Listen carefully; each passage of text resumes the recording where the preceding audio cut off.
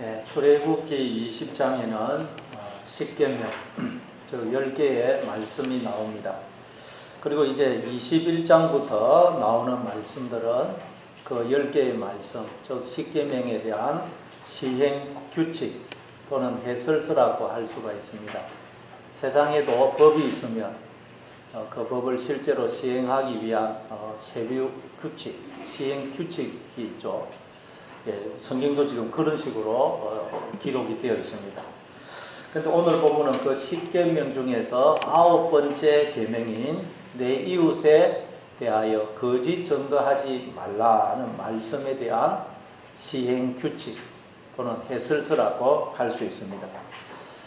그럼 오늘 본문 한번 우리 살펴보도록 하겠습니다. 1절부터 우리 3절 1절부터 3절까지 있습니다. 같이 있습니다. 시작. 너는 거짓된 풍수를 퍼뜨리지 말며 악인과 연합하여 위정하는 정인이 되지 말며 다수를 따라 악을 행하지 말며 송사의 다수를 따라 부당한 증언을 하지 말며 가난한 자의 송사라고 해서 편백되이 두둔하지 말지니라. 아멘. 하나님께서 우리에게 너는 거짓된 풍설, 즉 거짓된 소문을 퍼뜨리지 말고 악인과 연합하여 위정하는 정인이 되지 말라고 말씀합니다. 그래서 다수를 따라 악을 행하지 말라. 즉 송사의 다수를 따라 부당한 증언을 하거나 가난한 자의 송사라고 해서 편백되이 두둔하지 말라고 말씀합니다. 다시 말해 오직 참된 정인이 되어서 참된 증언, 진실한 증언을 하라고 하십니다. 이게 9번째 계명인 내 이웃에 대하여 거짓 증거하지 말라라는 계명에 대한 시행 규칙 또는 해설서라고 할 수 있습니다.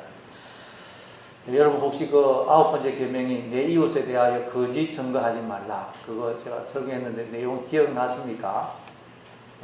당연히 기억이 안 나실 것입니다. 한번 들었는데 뭐 기억이 난다면 그게 이상하죠. 내 이웃에 대하여 거짓 증거하지 말라. 히브리어 원문어는 로 다네 베레아카 에드 사케. 직역을 하면 내 이웃에 대하여 거짓 증인으로 증언하지 말라. 내 이웃에 대하여 거짓 증언으로 말하지 말라입니다. 근데 우리말 성경은 거짓 증거하지 말라에 초점이 있지만 원문에는 거짓 증인이 되지 말라에 초점이 있어요. 다시 말해 참된 증인이 되라에 초점이 있습니다. 이거 설교할 때도 말씀드렸듯이 구약 시대에 이스라엘 사람들은 사람 사이에 분쟁이 생기면 재판을 통해서 분쟁을 해결했습니다. 재판은 주로 성문이나 성소에서 이루어졌고 또 그 재판장은 그 제사장이나 왕 또는 노인들이 맡았어요. 그런데 재판을 할 때 판결의 가장 중요한 근거가 뭐냐? 바로 증인입니다. 증인. 증인이 나타나서 저 사람이 옳고 이 사람이 틀렸습니다. 그렇게 이야기하면 그대로 판결이 내려졌어요. 증인의 증언이 곧 판결이었습니다. 그래서 사형의 경우에는 반드시 2사람 이상의 증인이 있을 경우에만 사형 판결을 내리도록 했습니다. 따라서 증인이 참 증인이냐 아니면 거짓 증인이냐에 따라서 법정에 선 사람은 자기의 생명과 재산과 명예와 사회적인 지위를 다 잃을 수도 있고 얻을 수도 있었어요. 즉 나의 생명과 재산과 명예와 지위를 다 얻느냐 잃느냐가 누구한테 달려있느냐? 증인한테 달려. 증인. 이걸 잘 보여주는 사건이 나봇의 포도원 사건이죠. 아합 왕이 보니까 자기 궁전 옆에 있는 그 나봇이라는 사람의 포도원이 너무 좋아요. 탐이 나요. 그래서 가서 저 포도원 내가 돈은 얼마든지 줄 테니까 팔아라. 그러니까 나봇이 이 포도원은 조상 대대로 내려오는 포도원이기 때문에 아무리 돈을 많이 준다 할지라도 팔 수 없습니다. 그러면서 이런 지하에 거절합니다. 그러니까 아합 왕이 와가지고 집에 와가지고 낙심이 되어 있죠. 그래서 부인 이세벨이 물어보니까 저 나봇이 포도원을 안 팔아서 그렇다. 그러니까 이 이세벨이 그 조폭 비슷한 깡패 비슷한 사람을 두 사람 돈을 주고 사요. 그래서 그 불량배 그 두 사람으로 하여금 거짓 증언을 하게 합니다. 그래서 그 불량배 두 사람이 우리가 들어보니까 저 나봇이 하나님과 아합 왕을 모독하는 것을 들었습니다. 증언을 해요. 그래서 사람들이 돌을 들어 그 나봇을 죽이죠. 그러자 이세벨이 나봇의 포도원을 빼앗아 갑니다. 이스라엘 나라는 하나님 나라의 모형입니다. 그러니까 하나님의 모든 생명과 복을 우리가 얻느냐 아니면 다 잃어버리느냐가 누구한테 달려있느냐? 증인한테 달려있죠. 증인. 여러분이 하나님의 모든 생명과 복을 누리느냐 잃어버리느냐가 증인한테 달려있죠. 누가 나의 증인이 되어주느냐에 따라서 나는 하나님의 자녀가 되어 하나님의 모든 생명과 복을 누릴 수도 있고 마귀의 자녀가 되어 하나님의 모든 생명과 복을 잃어버릴 수도 있다는 거예요. 정인한테 달려요. 정인. 그럼 이 도대체 성경에서 말하는 이 정인은 누굴까요? 정인. 내 옆에서 나에게 계속 말을 해주는 자를 가르칩니다. 자, 이게 무슨 말이냐? 여러분, 우리 인간이 어떻게 해서 말을 할 수가 있다 그랬습니까? 우리 인간이 어떻게 해서 말을 하느냐? 누가 옆에서 계속 말을 해주기 때문에. 자, 여러분, 우리 아기가 태어나도 아기가 어떻게 해서 말을 할 수 있느냐? 부모가 어릴 때부터 아이에게 계속 말을 집어넣기 때문이에요. 어릴 때부터. 아가야, 엄마야, 엄마라고 불러봐. 아빠야, 아빠라고 불러봐. 계속 아이에게 옆에서 말을 계속 집어넣기 때문에 그 아이가 어느 날 이제 말을 하게 됩니다. 그러나 그 아이를 격리를 시켜서 전혀 말을 하지 않는다. 그 아이는 온전한 인간으로 자라갈 수가 없어요. 그러니까 부모님이 증인이 되어서 아이에게 말을 계속 집어넣어 주기 때문에 아이가 말을 하는 자로 온전한 인간으로 자라게 되는 것입니다. 아멘. 이게 증인이에요. 그래서 여러분 늑대소녀, 인도의 늑대소녀 이야기를 아시죠? 자꾸 산에서 늑대가 마을로 내려와가지고 해를 끼쳐요. 그래서 사람들이 늑대를 소탕하려고 막 몽둥이 들고 횃불을 들고 늑대가 모여있는 소굴에 찾아갔어요. 그러더니 그 늑대 사이에 보니까 웬 소녀가 있더라고요. 웬 소녀가. 그 소녀는 어렸을 때 어떤 사연으로 인해서 부모님을 잃어버리고 그 늑대하고 자란 거예요. 늑대하고. 그래서 보니까 늑대처럼 이렇게 기어다니고 늑대와 똑같은 표정을 짓고 사람들을 쳐다보고는 늑대처럼 으르렁거리고 그냥 늑대처럼 우 소리를 내더라. 그러니까 늑대하고 자라서 늑대가 그 아이에게 계속 늑대의 영을, 늑대의 말을 집어넣어 줬더니 그 모습은 사람인데 그 속에는 늑대가 들어있더라고요. 늑대. 그 소녀에게는 늑대가 자기에게 늑대의 영을, 늑대의 말을 주어 그 속에 늑대가 행성하게 한 정인인 거예요. 정인. 늑대가 그 소녀에게는 정인인 것입니다. 이처럼 우리에게 말을, 영을 주어서 우리로 어떤 존재가 되게 해주는 자를 정인이라고 해요. 정인. 그러면 우리 인간이 어떻게 해서 이렇게 여러분 생명으로 자의식이 생겨서 생각하고 느끼고 말을 하는 자로 존재할 수가 있겠어요? 바로 하나님이 우리의 정인이 되어서 계속해서 우리에게 영을, 하나님의 영을, 말을 주시기 때문입니다. 아멘. 이걸 성경은 또 보혜사라고 그래요. 보혜사. 요한복음 14장 16절입니다. 내가 아버지께 구하겠으니 그가 또 다른 보혜사를 너희에게 주사 영원토록 너희와 함께 있게 하리니 그는 진리의 영이라. 세상은 능히 그를 받지 못하나니 이는 그를 보지도 못하고 알지도 못함이라. 그러나 너희는 그를 아나니 그는 너희와 함께 거하시며 또 너희 속에 계시게 했습니다.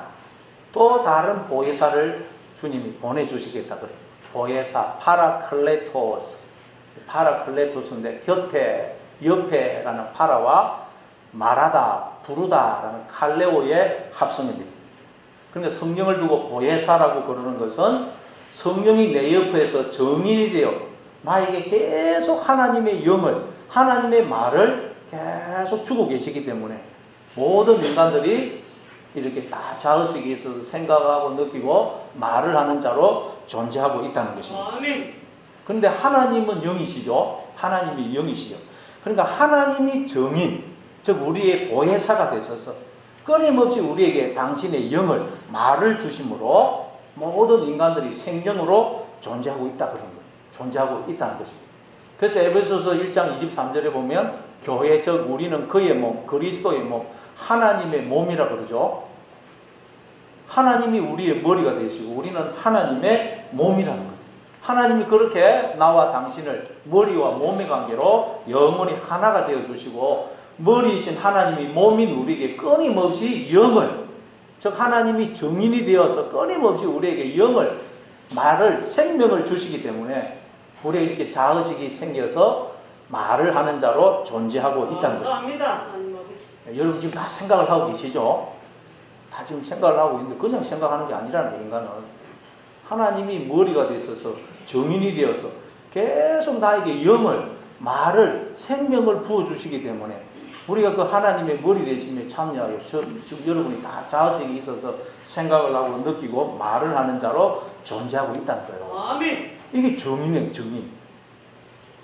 이걸 두고 창세기 2장 7절에서는 하나님께서 땅의 흙으로 사람을 지으시고 그 코에 생기를 불어넣으시니 사람이 생명이 되더라. 그러니까 하나님이 모든 인간들 속에는 하나님이 영으로, 생명으로, 머리로, 정인으로 들어오셔서 끊임없이 지금 영을, 말을, 생명을 부어주고 계시는 거예요. 아멘. 이렇게 해서 하나님은 우리를 하나님의 그 머리 되심에 그 생명과 복에 그 기쁨과 즐거움에 참여케 하시는 것입니다. 아멘. 그래서 이게 인간의 존재라는 거예요. 그래서 인간의 존재는, 인간의 그 생명은 온천하보다 귀하고 인간의 존재는 여러분 신비 중에 신비고 기적 중에 기적인 것입니다. 아멘. 이처럼 하나님이 우리의 머리가 되시고 정인이 되시고 보혜사가 되십니다. 아멘. 그렇게 해서 하나님은 우리를 또 몸으로 삼아 당신을 드러내기를 원하세요. 우리를 입으로 삼아 하나님은 말을 하기를 원하세요. 그러면 우리가 또 하나님의 말을, 영을, 생명을 전해주는 정인이 되는 거예요. 정인이. 하나님이 우리의 정인이 되시고 우리가 하나님과 하나 되면 또 우리도 하나님의 말을, 영을, 생명을 전해주는 정인이 됩니다. 이사야서 43장 10절입니다. 나 여호와가 말하노라 너희는 나의 정인 나의 종으로 택함을 입어나니 이는 너희가 나를 알고 믿으며 내가 그인 줄 깨닫게 하려 함이라. 하나님은 우리를 하나님을 드러내고 증거하는 하나님이 우리에게 주신 그 생명을 말을 전해주는 또 정인으로 우리를 부르셨다는 거예요. 그게 사도행전 1장 8절 말씀이에요. 오직 성령이 임하시면 너희가 권능을 받고 땅 끝까지 이르러 우리가 그리스도의 정인, 하나님의 정인이 된다는 정인. 아멘. 예, 그러니까 우리가 이제 하나님의 정인이에요. 정인. 다 우리에게는 여러분 하나님이 주신 말이, 영이, 생명이 있어요. 그래서 이 하나님이 주신 말을, 영을, 생명을 우리가 어린 자녀들에게 자꾸 넣어주어서 우리의 자녀들이 하나님의 온전한 자녀로 자라가게 해줘야 돼요. 그리고 또 절망에 빠진 사람, 하나님을 알지 못하고 죽어가는 사람들에게 또 하나님의 영을, 말을, 생명을 전해주어서 절망에 빠진 사람을 일으키고 죽어가는 사람을 살려내야 되는 것입니다. 하나님 우리를 또 정인으로 부르셨어요. 자, 그런데 문제는 인간들이 자기가 머리가 되려고 머리 대신 하나님을 떠나더라는 것입니다. 그리고 몸이 머리 행세를 하더라는 것입니다. 그냥 몸은 머리가 될 수 없다 그랬죠. 그래서 그 머리는 가짜머리. 그 가짜머리를 성경은 뭐라 그런다고요? 뱀, 마귀, 사탄, 용, 육신의 생각, 죄, 우리의 거짓 자, 온 천하를 속이는 자라. 그래서 인간들이 뱀으로 상징되는 가짜 머리, 거짓 머리와 하나가 되어서 그 가짜 머리가 주는 말, 가짜 말을 듣고 가짜 생각을 하고 가짜 말을 하는 존재가 되어버리더란 거예요. 즉 거짓 정인이 되어버리더란 거예요. 그 말은 인간이 가짜 머리와 하나가 되어서 가짜 존재, 거짓의 존재가 되어버리더란 거예요. 하나님을 떠나면 인간은 여러분 가짜 존재, 거짓의 존재가 되어버려요. 그래서 자기가 자기에게 거짓 정인이 되어가지고 자꾸 거짓 증언을 해서 가짜 말을 자기가 자기에게 주어서 하나님이 끊임없이 주시는 그 생명과 복을 스스로 사망과 저주로 바꿔버리더라는 거예요. 자기가 자기에게 거짓말을 주어서 자기가 자기를 속여서 자기를 사망으로 끌고 간다는 거예요. 여러분, 하나님은 결코 인간에게 사망과 저주를 내리시지 않습니다. 하나님은 절대 인간을 지옥에 보내시지 않습니다. 하나님은 오직 우리에게 생명과 복만 주세요. 아멘. 천국을 주셨어요. 그런데 인간이 뱀으로 상징되는 자기의 그 거짓자, 가짜머리, 그게 여러분 착각이고 오해고 잘못된 생각이라고 그러죠. 그것과 짝이 되어서 거짓 정인이 되어 스스로에게 거짓 정언을 함으로써 하나님이 나에게 끊임없이 부어주시는 그 생명과 복을 스스로 사망과 저주로 바꿔버리더라는 거예요. 하나님이 주신 그 천국을 스스로 지옥으로 바꿔버린 거예요. 그러고는 사람들이 하나님이 어디 있어? 천국과 지옥이 어디 있어? 그런 거예요. 그건 여러분 왜 그러냐? 인간들이 가짜 나, 거짓 나 속에 갇혀있기 때문에 갇혀있기. 그래가지고 하나님이 어디 있어? 그런 거예요. 그래서 하나님의 품속에 있고 비록 샘플이지만 천국 안에 지금 들어와 있는데도 가짜 나 속에 갇혀있기 때문에 천국이 어디 있어? 그런 요한복음 8장 44절입니다. 너희는 너희 아비 마귀에게서 났으니 너희 아비의 욕심대로 너희도 행하고자 하느니라. 그는 처음부터 살인한 자요 진리가 그 속에 없으므로 진리에 서지 못하고 거짓을 말할 때마다 제 것으로 말하나니 이는 그가 거짓말장이요 거짓의 아비가 되었습니다. 여기서 너희 아비 마귀라는 것은 머리 대신 하나님을 몰아내고 스스로 머리의 자리에 앉아서 머리 행세하는 우리의 그 거짓자, 가짜 머리를 가리킵니다. 그 거짓자를 두고 거짓을 말할 때마다 제 것으로 말하나니 이는 그가 거짓말장이요 거짓의 아비이기 때문이라 그래요. 여러분, 우리의 그 거짓자가 나한테 하는 말은 다 가짜는 가짜, 거짓말이라는 거예요. 그 거짓말은 하나님이 주신 게 아니고 우리의 그 가짜머리가 스스로 만들어낸 것이라는 거예요. 여러분 속에 하나님이 없는 생각, 예를 들어서 두려움, 불안, 미움, 분노, 시기, 질투, 불평, 원망, 좌절, 절망, 비난, 정죄, 허무, 비관, 한탄 이런 생각을 한다. 그건 하나님이 주시는 게 아니고 우리의 그 거짓자라는 가짜 머리가 스스로 만들어낸 가짜 말, 가짜 생각이라는 거예요. 아멘. 여러분 이 세상에서도 얼마나 많은 말들이 들려옵니까? 그러나 그 속에 하나님이 없는 생각, 하나님이 없는 말은 다 인간들이 스스로 만들어낸 가짜 말, 가짜 생각이라는 거예요. 그건 두를 필요가 없다는 거예요. 다 가짜라는 거예요, 가짜. 그런데 인간들이 아담과 하와가 뱀의 말을 듣고 선악과를 따먹었듯이 인간들은 나의 그 거짓자라는 자가 하는 그 가짜 말을 듣고는 하나님이 어디 있어? 천국이 어디 있어? 모든 건 우연히 존재하는 거야. 인간은 아메바에서 진화가 된 거야. 인간은 그냥 우연히 태어나서 아무런 의미도 목적도 없이 살다가 죽으면 그냥 사라지는 존재야. 그러는 거야. 나의 그 가짜 머리, 거짓 정인이 하는 말을 듣고는 절망하고 낙심하고 두려움과 불안에 사로잡히고 미워하고 분노하고 불평, 원망하고 한탄하고 시기하고 질투하고 그러는 거야. 그 가짜 머리, 거짓 정인이 나한테 야, 넌 이제 안 돼. 넌 이제 망했어. 그러면 그냥 두려움과 불안에 사로잡히는 것입니다. 가짜 머리가 나한테 너 왜 그거밖에 못해? 넌 왜 그 모양이야? 그러면 또 절망과 낙심에 사로잡히는 거예요. 가짜 머리가 그 사람은 너를 좋아하지 않아. 그 사람은 나한테 도움이 안 돼. 그 사람 때문에 너 인생이 이렇게 힘들어진 거야. 그러면 쏘아가지고 또 미움과 분노에 사로잡히는 거죠. 그 가짜 머리가 하는 거짓 정인이 하는 가짜 말을 듣고는 나한테 상처를 준 사람을 용서를 못하는 것입니다. 그 가짜 말이에요. 가짜 말 여러분. 그럼 하나님이 우리의 진짜 머리가 되시고 진짜 정인이 되시는 하나님이 우리에게 주시는 영 말은 어떤 것일까요? 예수님이 세례를 받으시고 물에서 올라오시니까 하늘이 열리죠. 그 하늘이라는 것은 우리의 거짓자라는 가짜 하늘이 열리는 것 말이에요. 우리가 거짓 나에서 빠져나오는 걸 말이에요. 그랬더니 광활한 하나님의 세계가 확 펼쳐지는 광활한 하나님의 세계. 그러니까 하나님 나라 안에 내가 들어와 있는데 그동안 내가 육신의 생각이라는 무덤을 만들고 가짜 나를 만들고 그 속에 갇혀 있었던 거예요. 가짜. 그래서 거기서 나오니까 가짜 나에게서 나오니까 광활한 하나님 나라가 펼쳐져 있더라는 거예요. 내가 하나님 나라 안에 들어있더라는 거예요. 그래서 요한계시록 18장 4절에 보니까 내 백성아 거기서 나오라. 어디서 나오라고요? 나의 육신의 생각이란 무덤에서 가짜 나에게서 나오라는 거예요. 여러분 거짓 나에게서 다 나오시기 바랍니다. 아멘. 여러분이 그 좁은 생각에서 나오시기 바랍니다. 근데 문제는 우리 예수 믿는 사람도 자꾸 육신의 생각이라는 무덤을 만들고 틈만 나면 그 속에 기어 들어간다는 거예요. 가짜 나 속에, 거짓 나 속에 스스로를 가두어요. 왜? 그 속에 있으면 내가 왕노릇 할 수 있었거든. 그 속에 있으면 내가 왕노릇 할 수 있어요. 너무너무 좋아요. 거기서 막 내가 왕이 되어 모든 걸 판단하고 결정하고 막 심판을 내리거든.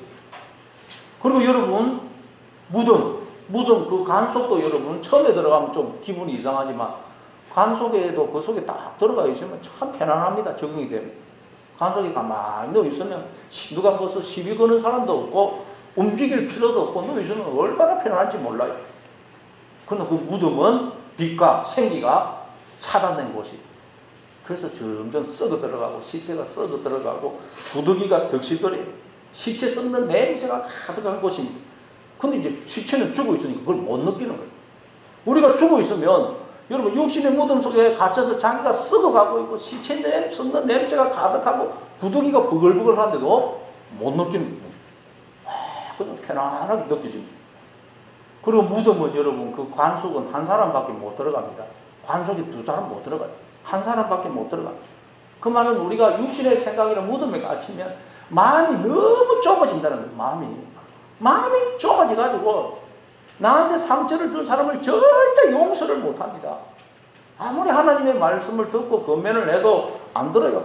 목사님이 아무리 말씀하셔도 저는 안 할 겁니다. 마음이 막 이렇게 좁아져 있는 거예요. 무덤 속에 갇혀 있습니다.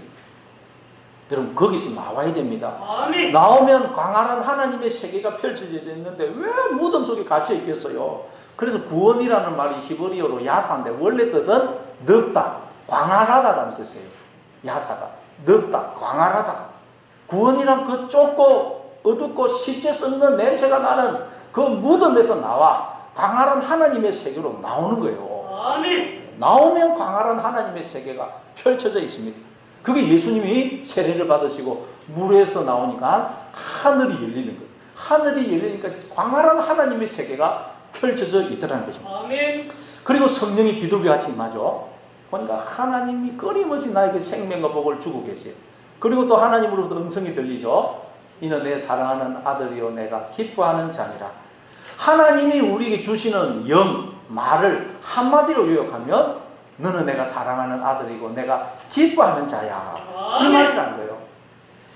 내가 지금까지 어떤 삶을 살았든 내가 지금 어떤 모습이든 하나님은 오직 우리에게 너는 내가 사랑하는 아들이고 내가 기뻐하는 자야. 이 말씀을 하세요. 우리는 이 말씀을 들어야 돼요. 이 말. 다른 말은 다 가짜라는 게 가짜. 이 말을 들어서 이 말을 나와 다른 사람에게 전해줘야 돼요. 아멘. 우리는 오직 위로하고 격려하고 칭찬하고 축복하고 살리는 말만 해야 됩니다. 그게 하나님이 주신 말이거든요. 다른 사람을 정죄하고 비난하고 헐뜯고 그 사람 옛날에 이런 과거가 있었대, 그 집사 뭐 이런 문제가 있대 그러면서 비난하고 그러는 건 거짓 증인이 돼요. 거짓 증인. 나의 가짜 머리와 하나가 되어서 거짓 증인이 되는 거예요. 그걸 두고 오늘 본문에서 악인과 연합하여 위정하는 증인이 되지 말라 그래요. 악인이 누구겠어요? 우리의 가짜 머리, 거짓자. 그것과 하나가 되어서 짝이 되어서 거짓말을 하는 거짓 증인이 되지 말고 하나님과 짝이 되어서 하나님의 말을 하는 참된 증인이 되라는 거예요. 아멘. 그러니까 여러분 나를 속여서 나로 하여금 하나님을 떠나게 하고 나를 망하게 하고 나로 지옥을 살게 하고 사망으로 끌고 가는 원수가 누구라는 것입니까? 원수가 나라는 거야. 나. 스스로 머리 행세하는 나의 그 거짓 자아극자. 우리 속에 몰래 들어온 그 뱀, 착각, 오해, 잘못된 생각이에요. 거짓납니다. 다시 말해 여러분을 힘들게 하고 상처 주고 괴롭히는 그 사람이 여러분의 원수가 아니고 내 속에 있는 그 잘못된 생각이 원수라는 거예요. 원수. 아멘. 그래서 로마서 8장 7절에 보니까 육신의 생각은 하나님과 원수가 되나니 이는 하나님의 법에 굴복지 아니할 뿐 아니라 할 수도 없음이라. 아멘. 원수가 내 바깥에 있는 게 아니고 내 안에 있다. 그럼 이 원수를 어떻게 해야 될까요?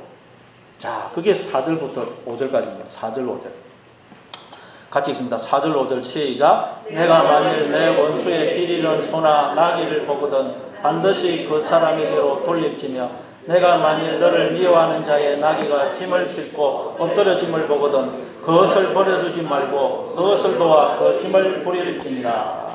네, 원수의 소나 나귀가 길을 잃고 있는 것을 보거든 그 소나 나귀를 주인에게로 돌려주고 또 만일 원수의 나귀가 짐을 싣고 엎드려져 있는 것을 보거든 또 그것을 그냥 지나치지 말고 그 짐을 부려서 그 나귀가 일어설 수 있도록 해주라 그래요. 자, 근데 여기 보니까 참 재미있는 게 예를 들어서 원수가 구덩이에 빠져 있는 것을 보거든 그냥 지나치지 말고 도와주라. 원수가 가다가 무슨 자빠져서 크게 다쳐 있는 것을 보거든 도와주라. 가다가 원수가 강도를 만나가지고 있는 거 다 빼앗기고 맞아서 피를 흘리고 누워있거든 도와주라. 이렇게 이야기를 안 하고 원수의 소나 나귀가 어려움을 당해 있으면 그냥 지나치지 말고 도와주라. 그렇게 말씀을 하고 있습니다. 여러분, 우리의 원수가 누구라고 했습니까? 원수. 네, 여러분 속에 있는 그 잘못된 생각, 착각, 오해, 육신의 생각, 거짓, 자아, 가짜 머리, 하나님 없는 생각이 원수라고 했죠. 그 원수가 하나님과 나사를 지금 가로막고 있는 거예요. 그래서 에베소서 2장 14절 이하에 보면 하나님과 우리 사이에 막힌 담을 원수된 것이라고 설명을 하죠. 내 속에 있는 그 원수된 것이 하나님과 나 사이를 가로막고 있는 거예요. 하나님이 내 안에 못 들어오시도록 그 원수된 것이 손에 창을 들고 칼을 들고 돌을 들고 지키고 있는 거예요. 그래서 그 한자로 자아할 때 아자가 손주변에 창가자라고 그랬죠.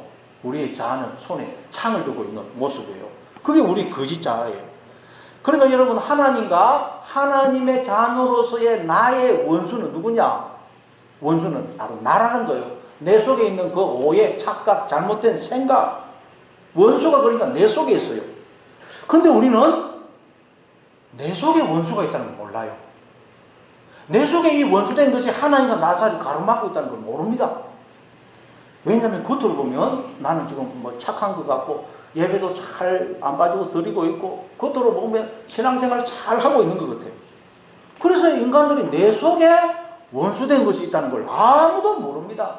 내 속에 이 원수된 것이 하나님과 나 사이를 가로막고 있고 하나님이 내 속에 못 들어오지도록 막고 있고 나를 속에서 나를 사망으로 지옥으로 끌고 가고 있다는 걸 인간들은 아무도 몰라요. 그래서 하나님이 어떻게 하시느냐? 우리에게 사자를, 천사를 보내시는 거예요. 즉 소와 나귀를 보내시는 거예요. 소와 나귀. 내 주변에 사람들을 보내시는 거죠. 남편, 아내, 자녀를 보내시고 부모, 형제를 보내시고 성도를 보내시고 이웃을 보내시는 것입니다. 그때 내 속에 원수된 것이 있으면, 하나님과 나 사이를 가로막는 원수된 것이 있으면 반드시 내 주변의 사람들 중에서 원수로 여겨지는 사람이 있게 되어 있어요. 왜? 내가 지금 하나님 자리, 머리의 자리에 앉아서 내가 가진 기준으로 모든 것을 판단을 하고 있기 때문에 내 마음에 드는 사람도 있지만 내 마음에 안 들고 꼴도 보기 싫은 사람이 반드시 있게 되어 있어요. 나는 그 사람은 싫어. 그 사람은 마음에 안 들어. 그 사람은 우리 교회 차라리 안 왔으면 좋겠어. 이런 사람이 반드시 있게 되어 있어요. 그리고 또 더 나아가서 내가 하나님 자리에 있으면, 하나님과 나 사이에 원수된 것이 있으면 도무지 용서가 안 되는 사람이 있게 되어 있어요. 용서가 안 되고 그 사람 이름만 들어도 치가 떨리고 속으로 그래 네가 잘 되는 거 보자. 내가 언젠가는 복수하고야 말리라. 이런 원수가 있게 되어 있어요. 그걸 원수의 나귀와 소로 표현을 하는 것입니다. 그러니까 여러분이 누군가가 지금 담을 쌓고 원수가 있다. 그러면 여러분과 하나님 사이에 막힌 담이 있고 여러분이 지금 하나님과 원수가 되어 있다는 거예요. 그걸 알게 하기 위해서 하나님이 우리에게 소와 나귀로 상징되는 하나님의 천사를, 사람들을 나에게 보내시는 것입니다. 아멘. 하나님이 그 사람을 통해서 나를 찾아오시는 거예요. 이건 여러분 누구만의 문제가 아니고 우리 모두의 이야기 아닙니까? 우리 다 속으로 싫어하고 미워하고 용서가 안 되는 사람이 다 있지 않습니까? 그런데 그건 내가 하나님과 원수가 되어 있다는 증거라는 거예요. 아멘. 그러면 어떻게 하라고요? 원수의 소와 나귀가 길을 잃은 것을 보거든 그냥 내버려 두지 말고 주인에게 돌려주라는 것입니다. 원수의 나귀가 짐을 실은 채 쓰러져 있으면 그 짐을 풀어서 나귀가 일어나도록 해주라는 거예요. 즉 원수를 용서하고 사랑하라는 거예요. 자, 이걸 로마서 12장 19절에서는 이렇게 말씀합니다. 로마서 12장 19절 내 사랑하는 자들아 너희가 친히 원수를 갚지 말고 하나님의 진노하심에 맡기라. 기록되었으되 원수 갚는 것이 내게 있으니 내가 갚으리라고 주께서 말씀하시니라. 내 원수가 줄이거든 먹이고 목마르거든 마시게 하라. 그리함으로 내가 숯불을 그 머리에 쌓아 놓으리라. 악에게 지지 말고 선으로 악을 이기라. 원수 갚는 것이 하나님께 있다는 거예요. 아멘. 우리가 원수를 갚으려고 하면 안 된다는 거예요. 하나님이 친히 원수를 갚으신다는 거예요. 자, 근데 여러분 원수가 누구라 그랬죠? 알고 봤더니 나예요, 나. 원수가 내 바깥에 있는 게 아니고 알고 봤더니 내 속에 있더라, 내 속에. 그런데 하나님이 원수 갚는 건 하나님께 있다는 거예요. 그러면 하나님은 원수인 우리에게 원수를 어떻게 갚으실까요? 하나님 어떻게 갚으시죠, 원수를? 그게 십자가 아니에요. 하나님이 종으로 오셔서 원수인 우리를 끊임없이 섬겨주시고 하나님이 원수한테 원수인 우리에게 생명을 복을 주시려고 원수인 우리에게 끊임없이 맞아 죽으시면서도 우리를 찾아오셔서 당신의 생명을 전부를 주시는 사랑을 끊임없이 베풀어 주시더라는 거예요. 그리고는 우리로 하여금 하나님의 그 은혜와 사랑을 깨닫게 하심으로 우리 속에 있는 그 원수를 소멸하신다는 거예요. 원수된 것을 소멸하신다는 거예요. 굳은 우리의 마음을 녹여내시고 우리를 하나님의 자녀로 만들어내신다는 거예요. 아멘. 이게 여러분 하나님이 원수를 갚으시는 방법이에요. 방법. 종이 되어 원수인 우리를 끊임없이 섬겨주시고 원수인 우리한테 맞아 죽어서 당신의 생명을 전부를 주시는 사랑을 끊임없이 베풀어 주심으로 원수를 갚으세요. 그 사랑과 은혜를 우리로 깨닫게 하심으로 우리 속에 있는 원수된 것을 소멸시키시고 마귀의 자녀였던 우리를 하나님의 자녀로 이렇게 만들어내시는 것입니다. 아멘. 그래서 우리 보고는 원수 갚는 것은 내한테 있으니까 너는 원수가 줄이거든 먹이고 목이 마르면 물을 마시게 하라 그러십니다. 그리고 이게 무슨 말이에요? 1차적으로는 내 속에 있는 원수. 내 속에 원수가 있거든요. 그러니까 늘 내 속에 내가 나에게 십자가를 통해서 드러난 그 하나님의 청량할 수 없는 은혜와 사랑을 자꾸 깨닫고 기억을 하라는 거예요. 기억. 그걸 두고 여러분 원수가 목이 마르면 마시고 줄이면 먹이라는 거예요. 예. 그러면 여러분 그 은혜와 사랑을 계속 깨닫게 되면 이제 내 속에 있는 그 원수가 점점 사라지는 거예요. 그러면 우리는 내 바깥에 있는 원수를 비로소 용서하고 사랑할 수가 있는 것입니다. 아멘. 이처럼 하나님은 내 속에 원수가 있다는 걸 깨닫게 하기 위해서 나에게 소와 나귀로 상징되는 하나님의 천사를 사람들을 나에게 보내시는 거예요.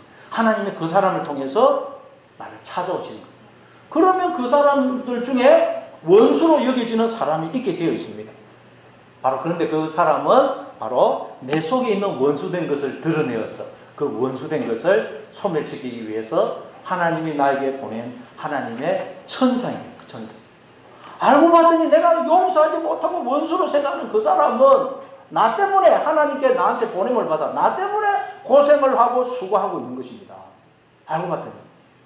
그래서 우리는 내 바깥에 있는 원수로 생각되는 그분에게 고맙습니다. 감사합니다. 하는 여러분 마음을 가져야 되는 것입니다. 아멘. 하나님이 이런 목적으로 다윗에게 보낸 소와 나귀가 누굽니까? 하나님이 이런 목적으로 다윗에게 보낸 사자가 누구냐?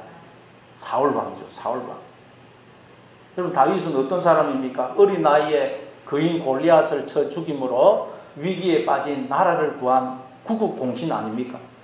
그리고 사울왕이 악신에 들려서 고통을 당할 때 그 다윗이 그냥 이 악기를 연주하면서 하나님을 찬양함으로 악신을 쫓아내준 사람입니다.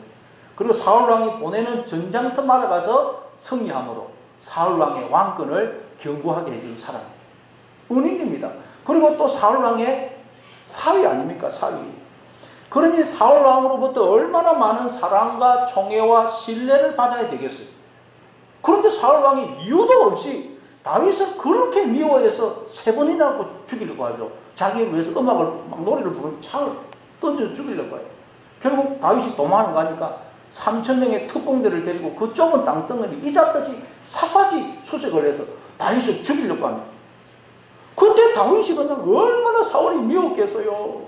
내가 무슨 잘못이 있다고 저렇게 미워하나. 속으로 사울이 용서가 안 되고 너무 믿고 보자, 나도 반드시 복수하겠다, 그런 마음을 품었을 것이. 그리고 그런 와중에 다윗에게 또 사울왕을 죽일 수 있는 2분의 기회가 주어지죠. 동굴 속에 숨어 있는데 사울왕은 그 속에 그냥 변을 보려고 들어가요. 그리고 또 잠자고 있는데 몰래 들어가죠. 그렇지만 다 살려줍니다. 하나님은 그 사울을 통해서 다윗 속에 있는 원수된 것을 드러내어 보게 하시고 그 원수된 것을 죽이신 거예요. 그러니까 다윗은 사울이 있었기 때문에 다윗이 될 수가 있었던 것입니다. 아멘. 여러분에게 사울 같은 사람이 있습니까? 사울. 그래서 그를 향하여 너 때문이야, 그 사람 때문이야, 다시는 꼴도 보기 싫어, 복수할 거야, 그러고 있습니까? 아닙니다. 그 사람 때문이 아니고 내 속에 있는 바로 원수된 것, 죄 때문에, 죄 때문에. 그 사람은 하나님이 내 속에 있는 원수된 것을 드러내어 소멸시키기 위해서 나에게 보낸 하나님의 천사입니다. 아멘. 그 사람을 통해서 하나님 나를 찾아오신 거예요. 그 사람은 지금 나 때문에 고생하고 수고하고 있는 것입니다. 그 사람이 없으면 나는 결코 하나님과 나 사이에 있는 원수된 것이 드러나서 무너질 수가 없어요. 하나님과 하나가 될 수가 없습니다. 그래서 우리는 그 원수를 찾아가서 고맙습니다, 알고 봤더니 모든 것은 다 제 탓입니다, 제 문제가, 내가 문제입니다, 용서해 주십시오, 이래야 되는 것입니다. 내 속에 원수된 것이 문제인 거예요. 여러분, 마태복음 5장 43절입니다. 또 내 이웃을 사랑하고 내 원수를 미워하라 하였다는 것을 너희가 들었으나 나는 너희에게 이르노니 너희 원수를 사랑하며 너희를 박해하는 자를 위하여 기도하라. 이같이 한즉 하늘에 계신 너희 아버지의 아들이 되리니 이는 하나님이 그 해를 악인과 선인에게 비추시며 비를 의로운 자와 불의한 자에게 내려주심이라. 너희가 너희를 사랑하는 자를 사랑하면 무슨 상이 있으리요? 세리도 이같이 아니하느냐? 또 너희가 너희 형제에게만 무난하면 남보다 더하는 것이 무엇이냐? 이방인들도 이같이 아니하느냐? 그러므로 하늘에 계신 너희 아버지의 온전하신가 같이 너희도 온전하라.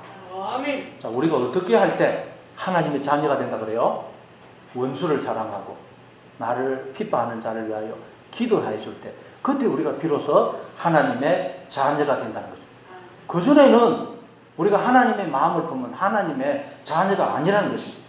왜냐하면 하나님은 어떤 분이시냐?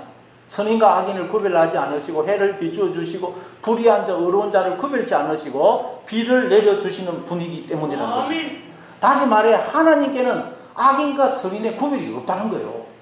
하나님께는 의로운 자, 불의한 자의 구분이 없어요. 하나님께는 착한 사람, 나쁜 사람 구분이 없어요. 심지어 하나님께는 예수 믿는 사람, 안 믿는 사람의 구별도 없습니다. 하나님께는 모든 인간들이 다 하나님이 사랑하시고 기뻐하시는 하나님의 자녀입니다.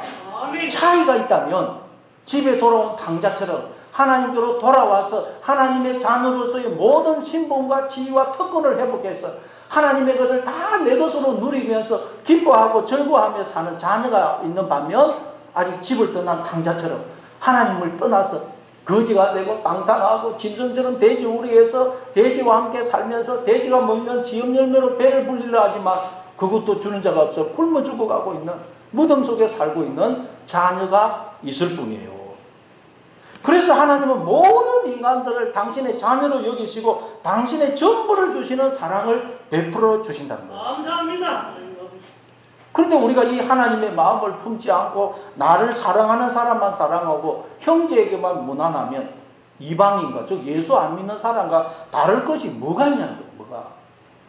여러분, 이 세상에서 가장 위대한 일, 그리고 가장 어려운 일은 원수를 용서하고 사랑하는 것입니다. 그건 누구만 할 수 있느냐? 우리 인간은 절대 할 수 없어요. 오직 하나님만 할 수 있어요. 하나님. 그리고 이제 하나님의 자녀가 된 사람만 할 수 있어요. 원수를 용서하고 사랑하는 일, 이건 하나님만 할 수 있고, 그리고 이제 하나님의 마음을 품은 하나님의 자녀만 할 수 있어요. 그 외에는 아무도 할 수 없습니다. 여러분, 이 일이 가장 위대하고 어려운 일이에요. 그 사람이 아무리 많은 업적을 쌓고 큰 명성을 떨친 사람이라 할지라도 원수를 용서하지 못하고 있다. 그 사람은 가장 위대한 일을 하지 못한 사람이에요. 그 사람은 하나님 앞에서 별 볼 일 없는 사람이에요. 하나님의 자녀가 아닙니다. 그러나 그가 가난하고 무식하고 별 볼 일 없는 사람이라 하더라도 원수를 용서하고 사랑했다면 그 사람은 이 세상에서 가장 위대한 일을 한 거예요. 그 사람은 바로 비로소 하나님의 마음을 품은 하나님의 자녀인 것입니다. 아멘. 여러분, 우리가 원수를 용서하고 사랑하면 내 안에 원수된 것이 사라집니다. 내 안에 원수된 것. 하나님과 내가 온전히 하나가 되는 것입니다. 그러면 내 마음에 천국이 임합니다. 아멘. 그러나 여러분, 내가 내 바깥에 있는 원수를 용서하지 못하면 내 속에 원수된 것이 하나님과 나 사이를 여전히 가로막고 있는, 그러면 천국이 감추어져 버려요. 전에도 한번 말씀드린 적이 있는데 1972년 6월 8일 미국이 이제 베트콩이 숨어 있다는 제보를 받고 사이공 40km 그 외곽 지역에 비행기를 동원해서 폭격을 가합니다. 그래서 온 마을이 막 폭격을 당해서 불바다가 되었어요. 그래서 한 집에서 어린 소녀가 막 폭탄에 맞아가지고 막 옷은 다 타고 그러면서 공포에 질려가지고 엄마 하면서 막 뛰쳐나와요. 온몸이 화상을 입어가지고 공포에 질려서 뛰쳐나오는데 그 소녀가 바로 9살 먹은 킴폭이라는 소녀입니다. 한 종군 기자가 그 장면을 사진으로 찍어가지고 전 세계 알림으로 전 세계 사람들의 마음을 울렸죠. 그 종군 기자는 그 사진으로 풀리처상을 받았습니다. 그렇지만 온몸에 화상을 입은 그 킴폭이라는 소녀는 캐나다 토론토에 가서 이제 치료를 받습니다. 몇십 분에 걸쳐서 수술을 받아요.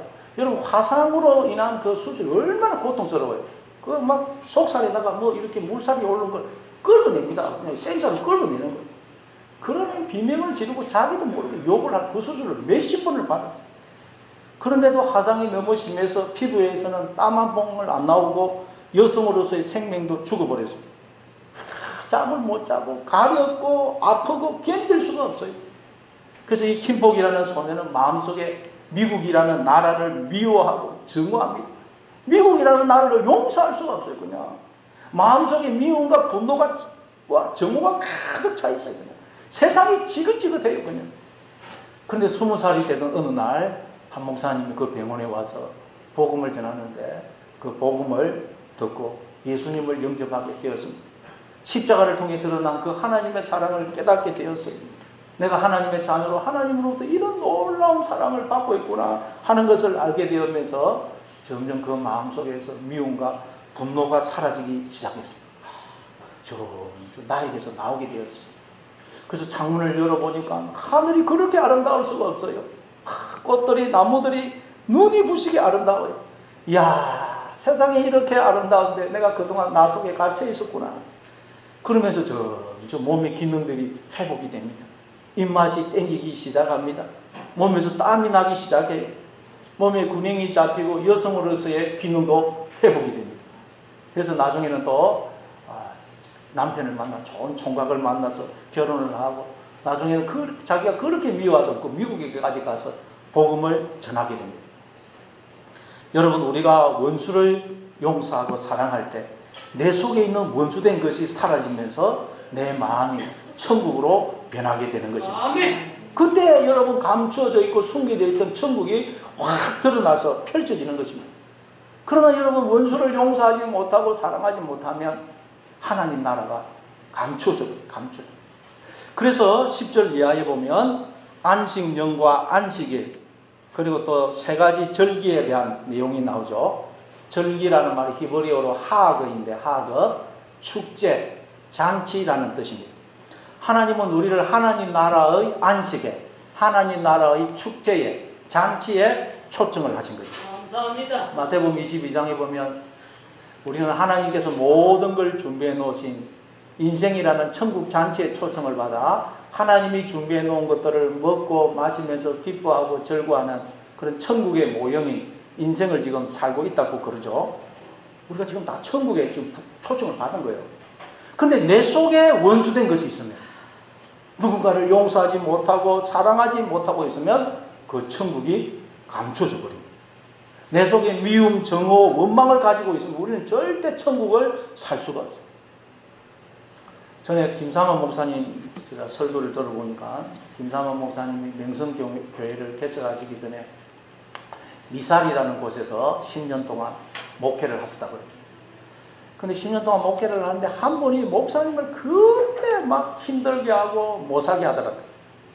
그분 때문에 막 너무너무 스트레스 받아가지고 목사님이 병이 들고 폐병에 걸려가지고 빼짝 말라 죽어가고 밤에 잠을 자다가도 막 너무 억울하고 화가 나고 분통이 돼서 대여 6번 일어나는 거예요. 잠을 자다가 너무 화가 나니까 대여 6번 일어나더라고요. 그리고 큰딸이 병에 걸리는데도 병원에 데리고 가면 살 수 있는데 돈이 없어서 못 돼가지고 죽었다 그래요. 여기 미움과 분노가 확 차 있는 거예요. 그래서 결국 이제 교회에서 쫓겨났어요. 그분이 교회에서 쫓아내는 갈 데도 없는데. 그래서 리어카에 짐을 싣고 보따리를 싣고 두고 보자. 내가 반드시 복수할 것이다. 잊을 수가 없는 거예요. 그러고 가는데 하나님부터 음성이 들리기를, 김 목사, 그 사람하고 화해하고 가라. 하나님 무슨 소리입니까? 절대 못합니다. 그 사람이 저한테 얼마나 큰 상처를 준대요. 저는 반드시 복수할 겁니다. 안 됩니다. 그러니까 하나님이 내가 너를 크게 축복할 테니까 너 그 사람하고 화해하고 가라. 그래서 이제 김삼원 목사님이 리어카를 내려놓고 그 사람 집으로 찾아갔대요. 아, 목사가 쫓겨 가고 있다가 돌아오니까 그분이 깜짝 놀라더래요. 그래서 목사님 가서 그동안 고마웠습니다. 모든 것은 제가 잘못했습니다. 제 잘못이었습니다. 그리고 절을 하고는 나왔다는 거예요. 그러니까 마음속에서 미움이 사라지면서 마음의 평화가 임하더란 거예요. 그리고 그때부터 하나님께서 그렇게 목회에 은혜를 베풀어 주시더란 거죠. 여러분, 하나님이 보실 때 가장 위대한 일, 가장 귀한 일, 하나님이 가장 기뻐하시고 좋아하시는 일은 바로 나를 힘들게 하고 상처를 주고 죽이려고 했던 원수를 찾아가서 고맙습니다. 감사합니다. 내가 잘못했습니다. 모든 것 다 내 잘못입니다. 하고 말을 하는 것입니다. 그때 하나님의 나라가, 하나님의 모든 은혜와 복이 막힘없이 임하게 되는 것입니다. 아멘. 이 놀라운 은혜가 저와 여러분 모두에게 있기를 바랍니다. 아멘.